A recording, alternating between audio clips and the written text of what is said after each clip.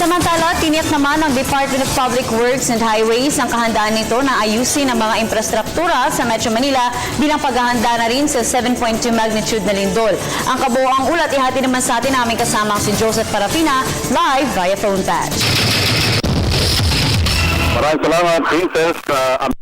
Ang Department of Public Works and Highways na kung magkakaroon ng malakas na pagyanig o lindol sa ating bansa, particular sa Metro Manila, ay malamang na may masirang mga tulay at ilang mga pangunahing gusali dito sa ating lungsod na ginagamit ngayon ng publiko. Kaya naman doble paghahanda at bigyan ng mga instruction na ginagawa ng DPWH sa kanilang mga tauhan para i-monitor ito.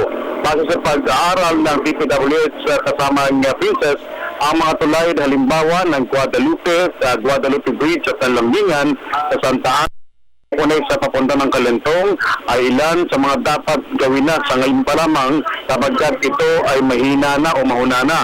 Kasama na dyan yung Ayala Bridge na kung saan naman ay ginagawa na ngayon ng pundasyon at ito ay tinatawag nila pinatitibay na at sabay ang pag-aangat kasama ang Princess. Ayon ito sa payag ni Secretary Rogelio Singson sa panayam natin.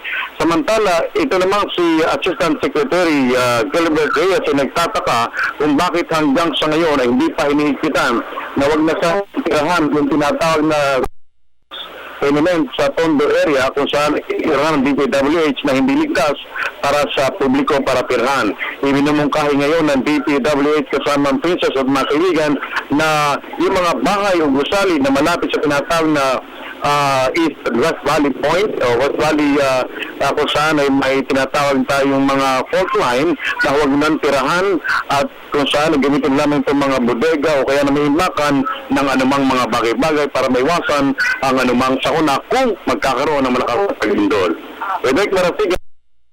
This is Joseph Parapina, Television ng Bayan.